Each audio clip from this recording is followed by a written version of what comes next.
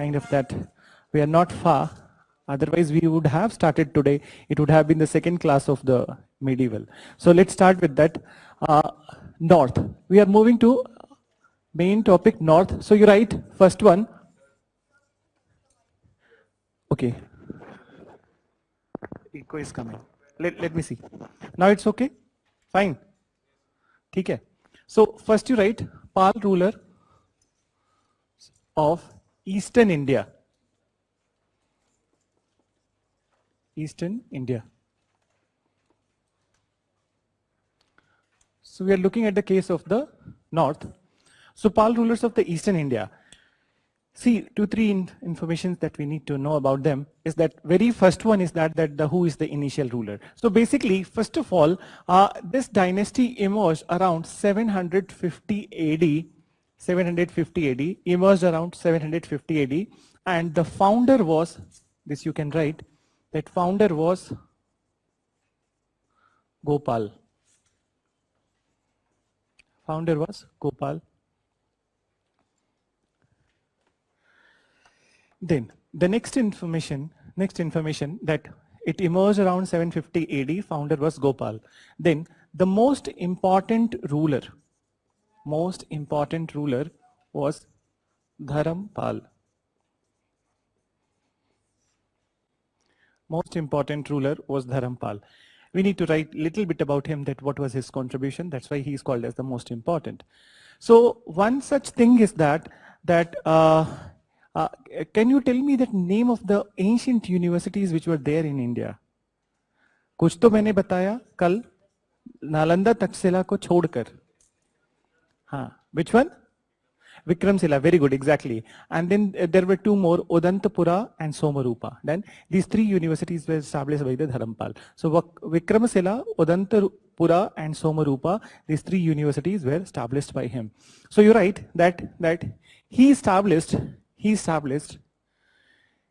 3 universities which are Vikramshila, Odantapura. I'm writing on board so you can see the spelling here, and Somarupa. Vikramshila, particularly it is there in the, so if you want to know the location, so location Vikramshila is in Bihar. What about the Odantapura and Somarupa? The Jharkhand part, which was earlier Bihar. All of them Bihar. No, Bihar. Now you will have to write Odantapura and Somarupa in Jharkhand. Yes. But it will, they will not ask you that in which state it was located. I'm just telling you for your information purpose. So this was there. Then what else he did? Now listen, what else is it that he not only established these 3 universities, but also he donated 200 villages to the Nalanda University. And the reason was that 200 villages to the Nalanda University for their own maintenance. Then means that from the 200 villages, Nalanda University officials, they will be getting the taxes, and from there they will be running the Nalanda University. So you're right. He also donated 200 villages. He also donated 200 villages to the Nalanda University. 200 villages to the Nalanda University for its maintenance. For its maintenance.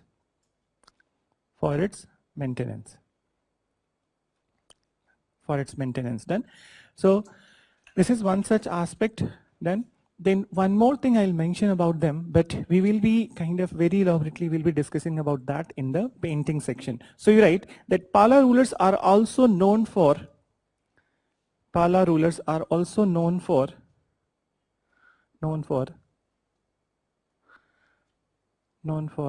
starting miniature painting in India. Miniature painting in India. Also known for starting miniature painting in India. Then, so this is one such information about them. we'll be explaining that what is there in this miniature painting of the Pal rulers. Done. So basically, listen, don't write, but we'll be writing in the painting section. But I'll tell you the features, that this painting was done on the palm leaves. It was not done on the paper. Done.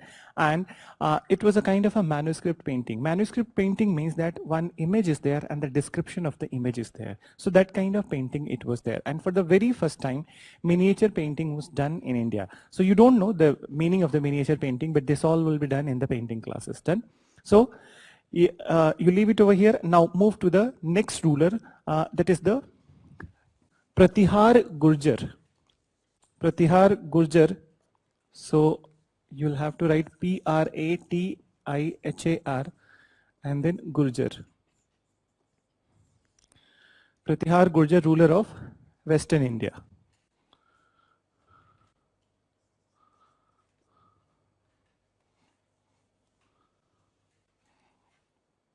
So now listen, first of all listen, that somehow this dynasty was also consolidated by the 750 AD. But there is no clarity regarding that who was the founder of this particular dynasty. But many times people say that there are few people in the Rajasthan area, and they say that there was a person named as the Nagbhat, he was the founder of this dynasty. But still NCERT don't have any clarity regarding that. They always write that there is no clarity. So we'll write the name, but we'll write that there is no clarity. Then, so you write that this dynasty also emerged around 750 AD. 750 AD. Full stop. Then you write, though there is no clarity regarding the founder. There is no clarity regarding the founder of this dynasty. Yet it is believed by many. It is believed by many that Nagbhat was the initial ruler. Nagbhat was the initial ruler. Done? Now, listen. So the next part is that, now you listen and then we'll write later.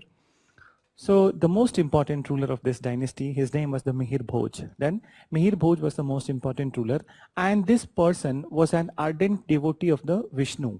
And due to that, this particular thing that he was the ardent devotee of the Vishnu, he took a title which is related to one of the name of the Vishnu. So have you heard about the Varaha name? So that's a kind of animal form of the Vishnu, okay, where Vishnu has a boar head. Then, so he took the title of the Adi Varaha just to showcase that he is a devotee of the Vishnu. Then, so you write Mihir Bhoj. Mihir Bhoj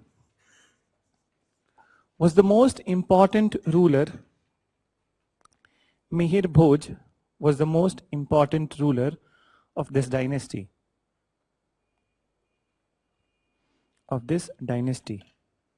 Then further you mention Mihir Bhoj was the most important ruler of this dynasty.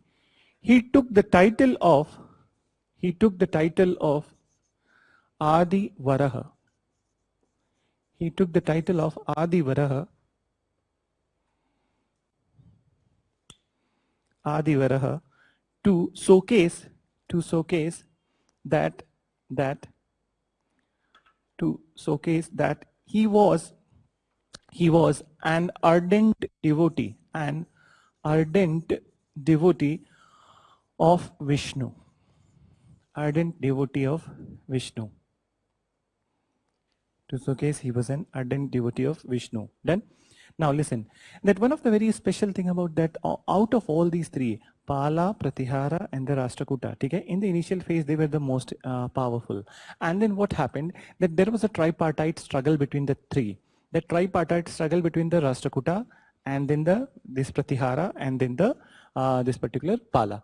So why this tripartite struggle was there? Because it was there for that they all wanted to control one area, to capture one area, and that area was the earlier capital of the Harshvardhan, Kannauj. Done.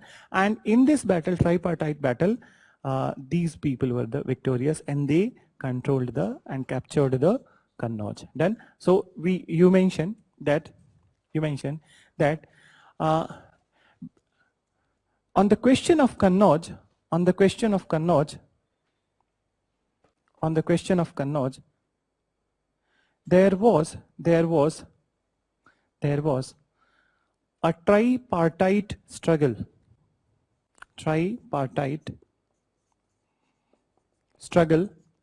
between Pala, Pratihara and Rashtrakuta. Between Pala, Pratihara and Rashtrakuta. Rashtrakuta. Then, you write, in this struggle,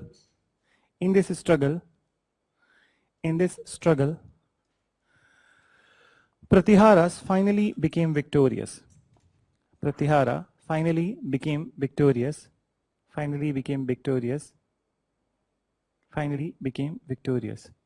Full stop. Then you write, then the strength of the Pratihara emanated from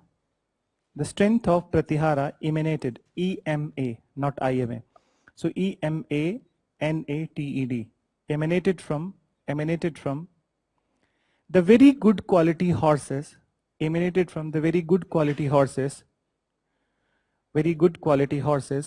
which they procured from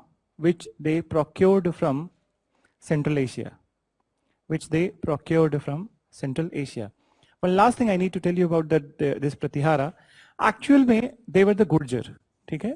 The Gurjar, you must be knowing that still this name is there. So actually they were Gurjar, but they took this title of Pratihara because they were worshipping one deity, and that deity was the kind of semi-god. And who is the Pratihar? Semi-god? Any idea? Lakshman, the brother of Lord Ram. So they were worshipping the Lord Lakshman. That's why they took the title of the Pratihara. And Pratihar name was given to Lakshman by the Ram. Okay? So you can write in brackets that Pratihar means Lakshman. Pratihar means Lakshman, brother of Lord Ram.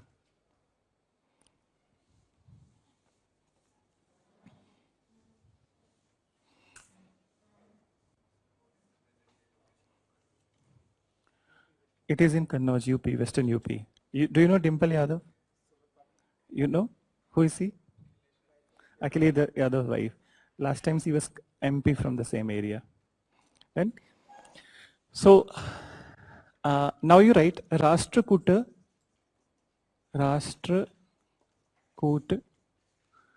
ruler of Central India. Rashtrakuta ruler of Central India.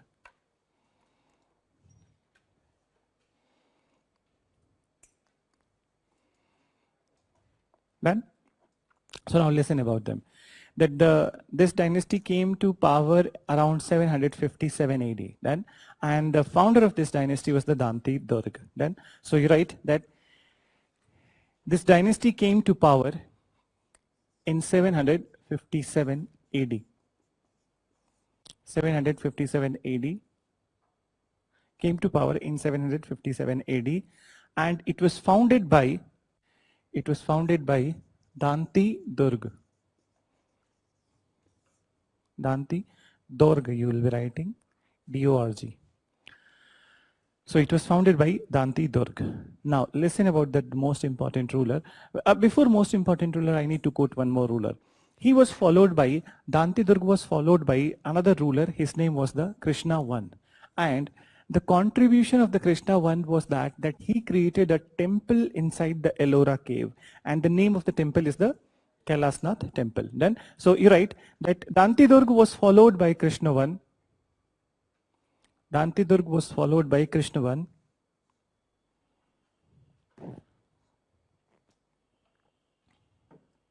Krishna I, who created monolithic Kailasnath temple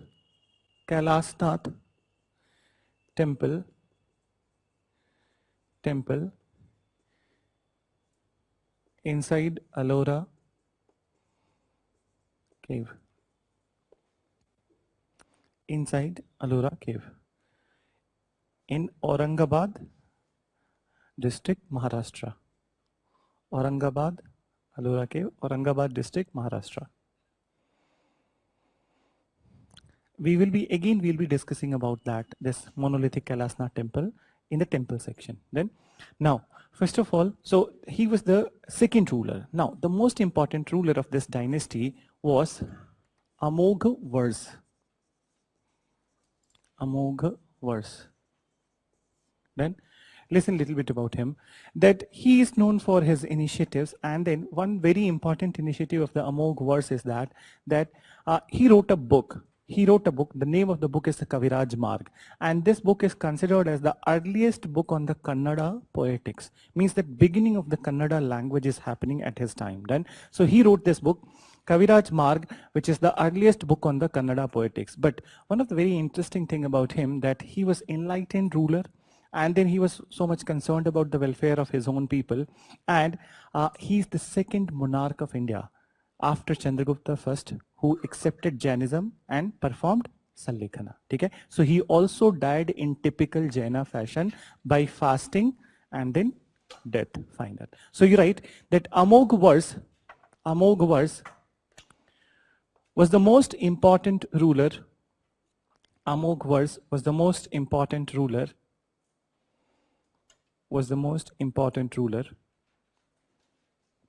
Then you write, he wrote a book,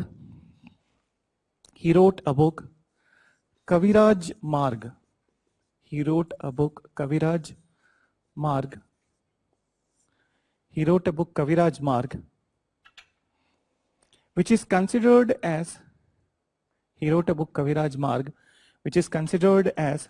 earliest book on Kannada poetics.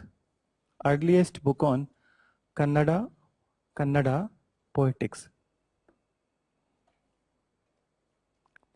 Then you write, after Chandragupta Maurya,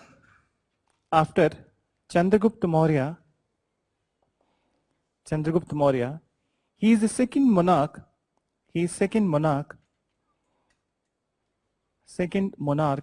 from India who performed Santhara or Sallekhana.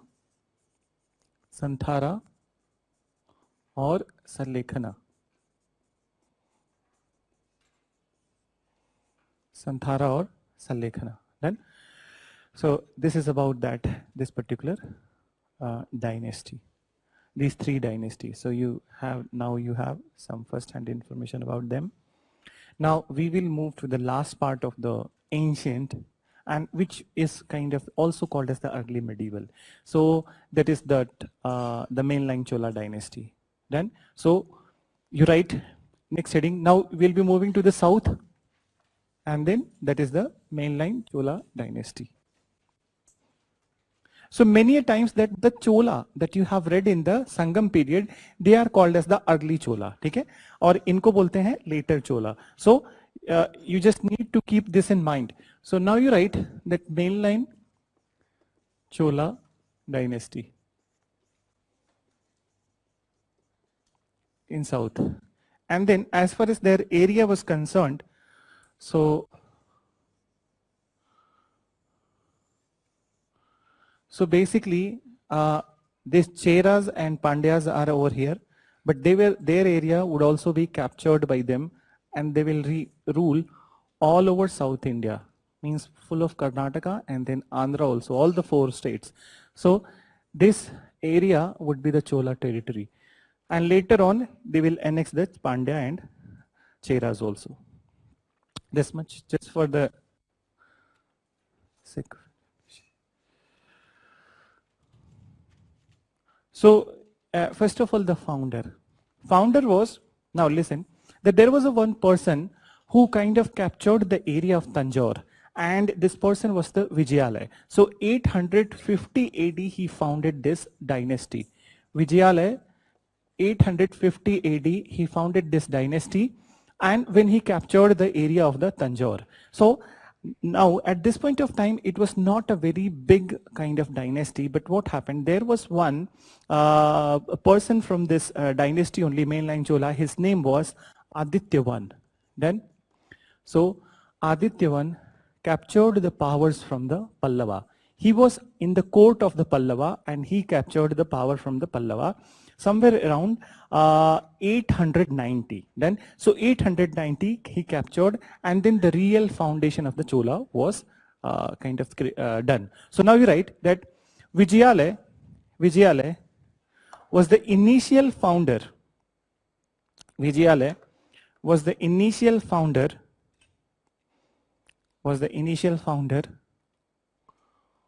of this dynasty in 850 AD. In 850 AD. Then you write later in 890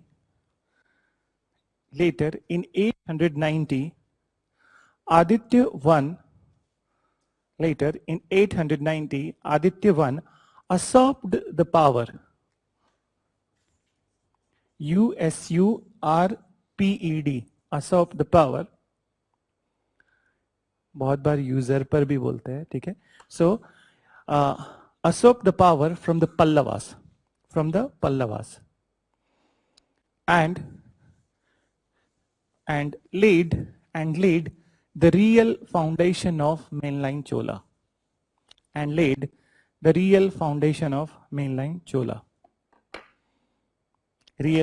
of mainline Chola.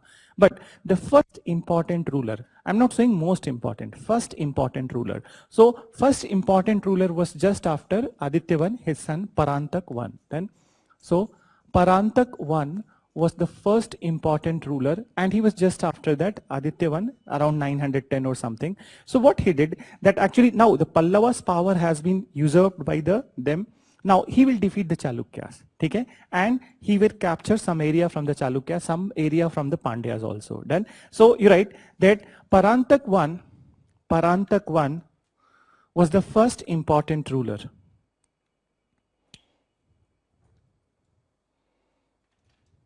Parantak I was the first important ruler who enlarged the territory of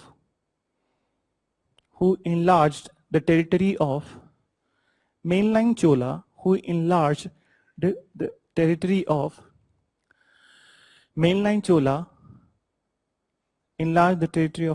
Chola, by annexing some of the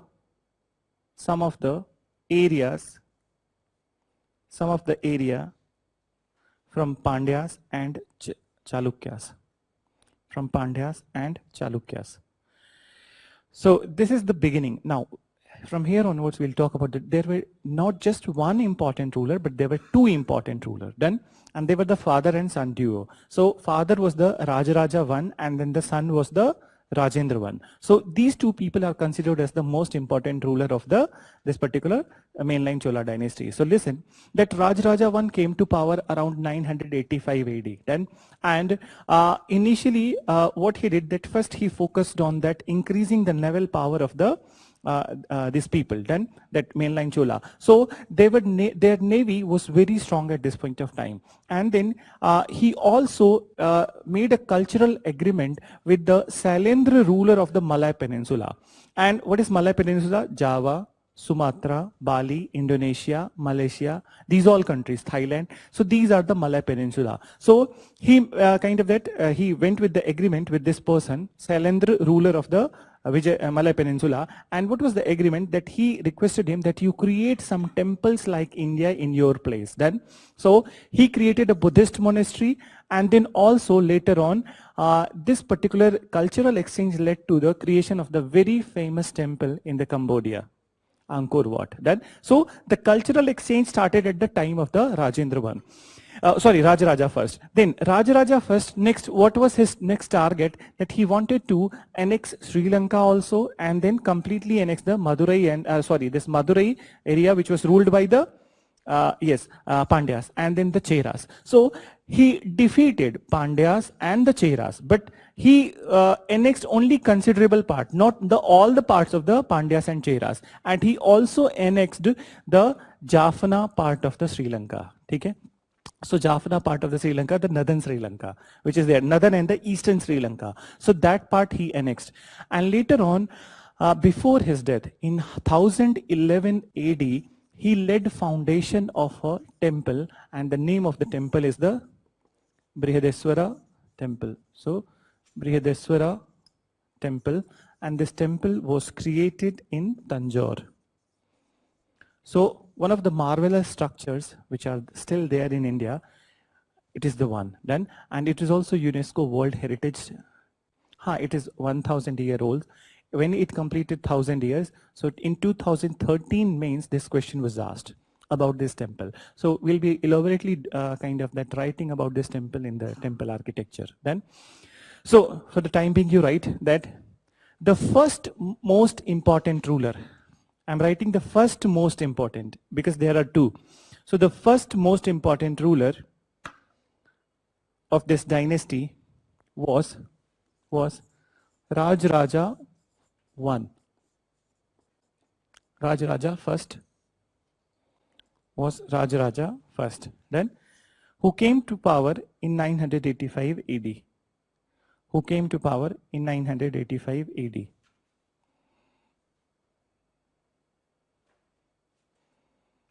Then you write, his period is known for, his period is known for cultural exchange. His period is known for cultural exchange between India and Malay Peninsula. India and Malay Peninsula. With Sailendra ruler. So you can write in the brackets, the ruler was the Sailendra. Sailendra, ruler of Malay Peninsula, of Malay. Then again we'll mention Sailendra ruler, but not now, in the Rajendra first, because Rajendra first will invade this area. So this time there was no invasion, but now this time it was only a cultural exchange. Then you write that he focused on increasing the strength of his navy. Increasing the strength of his navy. He focused on increasing the strength of his navy. Then that after full stop you write, he annexed the north and the eastern part of Sri Lanka. He annexed north and eastern part of the Sri Lanka, and also acquired considerable territory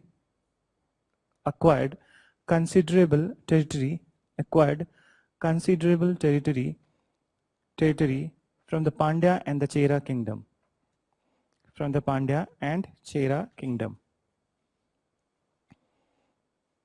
Pandya and Chera kingdom. Then next you write about this temple. In 1011 AD,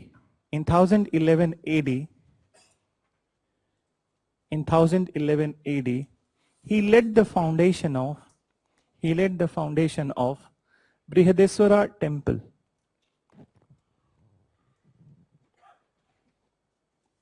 at Tanjore. Brihadeswara temple at Tanjore in Tamil Nadu. So let me tell you one fact about this temple. We'll be writing over there, but now listen a little bit about this temple. That this temple was 68 meter high. At that point of time, creating a 68 meter high temple was a very big achievement. The upper part of the temple, listen carefully, that upper part of the temple, just like that you may have seen in the North India, that there is a one finial. Finial is the kind of that trishul, or this kind of that kalash, this kind of thing is there. But here, the finial is the cupola. cupola is a very big piece of the stone, and you'll be amazed to know that this piece of stone was 88 ton was the weight of this piece of stone. So everybody was amazed when when we got the freedom, and everybody started that scientific analysis that how this temple would have been created. So nobody was getting that idea that how come at that point of time in 1011 AD this particular 88 ton stone was transported to the top of the temple. So there were many theories. There are two theories which are proposed, which one of the theories were accepted. So what is that theory? That if this is the tower of the temple, then Viman, and then here the cupola is there. So they said that this theory said from the both sides the ramps were created, and then elephants carried this to the top of the temple and they descended from another side, which is kind of acceptable. But you see that these kind of structures were created, and this temple was complete in the 3 year only. By 1014 it was complete. So creating such a large structure and completing it within very less time was amazement to everyone. Everybody was mesmerized. So that's how it was there. And still it is one of the UNESCO heritage structures in India. The whole complex of the Brihadeswara temple, which includes the Airateswar temple also. Then there is a Kund also. So these all structures are the part of the UNESCO heritage structure. So we'll talk about them again later when we will be there in the Chola temple and then the Dravida temple. Then now, so this was the end of 1014 AD was the end of the rule of the Rajaraja I. And then he was still alive, but he was very old. So he declared that his son Rajendra I would be the next ruler. So Rajendra I can be considered as the most powerful ruler. And what happened during his reign, that whatever that was left by his father, that his father annexed only considerable territory of the Pandya and the Cheras. He completely annexed the Pandyas and Cheras, and also the complete annexation of the Sri Lanka happened. And then the next thing was that his father made a cultural exchange with the Sailendra, ruler of the Malay Peninsula. Now he will invade the cities of the Malay Peninsula. Then so that would be there. And one more important political initiative. See, there is a I'll tell you one permanent solution for that. Those who have the MI phone, MI remote, and you can control that. In all the other classes, people control that. So accordingly, when you want to on it, you can on it. किसी के पास है MI phone? I'm not the big fan of the MI phone. We are not that smart. होना पड़ेगा ना? और क्या? अब बता भी रहा हूँ तब भी स्मार्ट बनने की कोशिश नहीं कर रहे हो.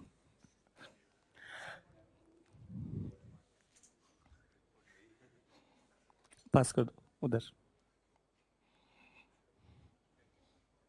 ठीक है. वैसे मतलब MI फोन मत खरीदना है तो फिर उसके बाद कुछ दिन बाद फेंक देना. So where I was, so he kind of invaded the cities of Sri Vijay. That's the one thing. Next thing is that still this Pala ruler who are there in the Bihar and Bengal, they are there. There was one Pala ruler, his name was Mahipal. So he marched towards the northern India, this particular ruler, Rajendra I, marched towards the northern India. He defeated the Mahipal of the Pala ruler, but very surprisingly that he did not annex even an inch in the North India. He went back to his own place and he celebrated this victory. So we'll talk about that. So first you write few things. So Rajaraja I was followed by Rajendra I.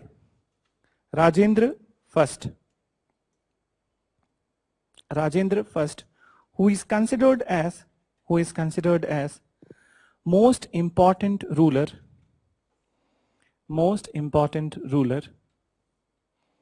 of the mainland Chola. Most important ruler of the mainland Chola. Then you mention, after that you mention, so you're right, he completely annexed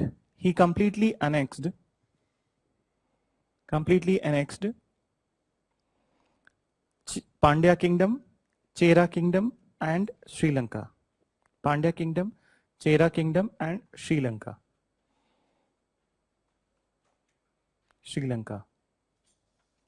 Then full stop. Then you write, he also invaded the cities of Sri Vijay cities of Srivijay in Malay Peninsula. Cities of Srivijay in Malay Peninsula. And now you see that when his father was there, so Sailendra was the ruler in the Malay Peninsula and now is the Srivijay. Okay? So वहाँ पे भी change हुआ था, that Srivijay was the ruler. So Srivijay in Malay Peninsula. Then you write, he also marched towards Gangetic Valley. He also marched towards Gangetic Valley, where he defeated Mahipal of the Pala dynasty. Mahipal of the Pala dynasty. But Pala dynasty, Mahipal of the Pala dynasty, but he did not acquired any part in the Pal kingdom. Annex you can write acquired or annexed. Annex any part in the Pal kingdom. Full stop. Then you write. Instead, after full stop you write. Instead, when he returned to his own place, he celebrated.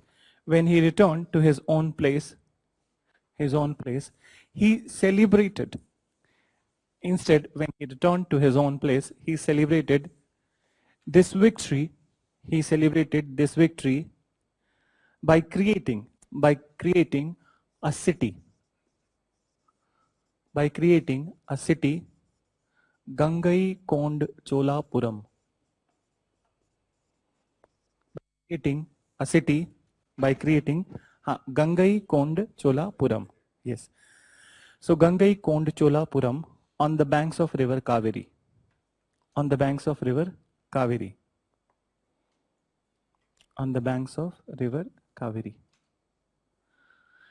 Then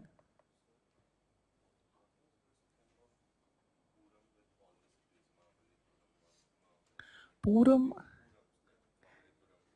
they will tell you. Puram is place.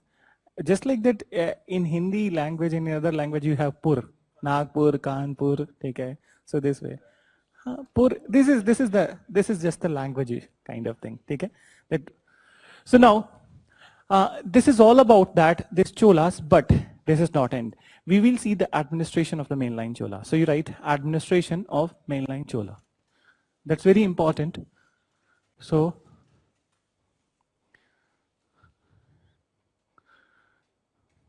now listen little bit and then we'll write. Only few things are there, but it needs to be noted down. First of all, that just like that it is a kingdom, so but obvious that most of the powers would be concentrated in the hands of the king, then which is also here. But for the first time in India, you will see that true kind of decentralization is going to happen. And this true kind of decentralization, how it was there. So for the ease of administration, they divided whole Chola territory into the various subdivisions. And in each subdivision, officers were appointed and they were given sufficient power and autonomy. Then, so now you write that though all the powers were concentrated in the hands of king. All the powers were concentrated in the hands of king, but for the first time in India, decentralization started to happen. Decentralization started to happen under the mainline Chola rulers. Under the mainline Chola rulers. Then under the mainline Chola rulers, full stop, and then you mention that for ease of administration,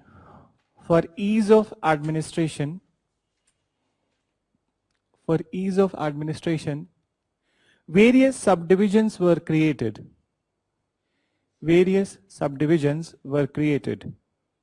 Which are as follows.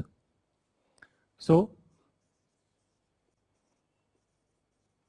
I'm writing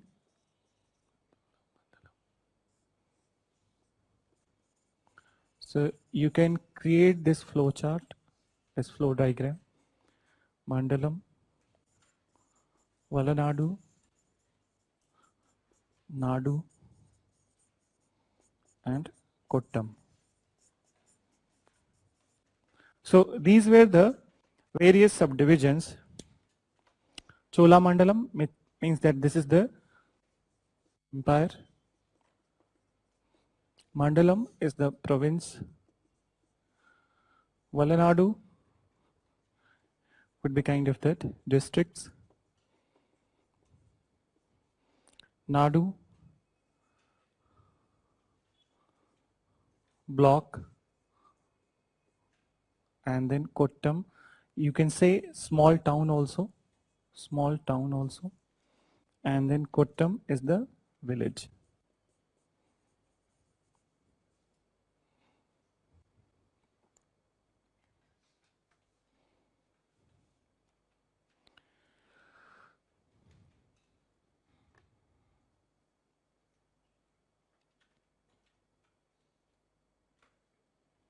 Done. So the entire kingdom was known as that Chola Mandalam.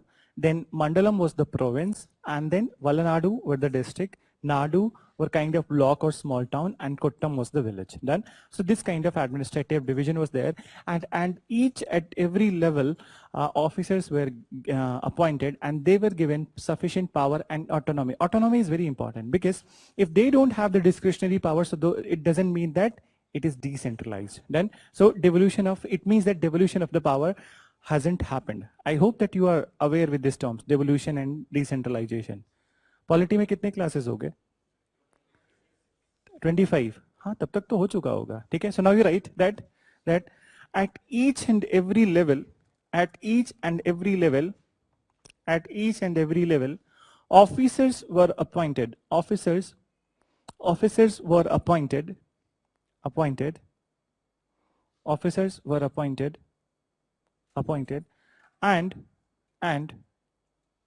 they were given sufficient powers and autonomy. They were given sufficient powers and autonomy to act. Sufficient powers and autonomy to act. Then from the next paragraph, you will be writing the last 2-3 things. One thing is that you know about the banks, okay? That already from that, when this kind of that money was minted and then the coins were there in the circulation. So I mentioned you about the guilds. Then so guilds, the people in the guilds, they were acting as the bankers. Then but for the first time that a monarchy is going to act as a banker. That is this mainline Chola dynasty. So they started to act as a banker. Instead of the guilds giving loans to the people, they started to dole out loans to the people. Then so you write that perhaps they are the first ruler in India. Perhaps they are the first ruler in India who started to act as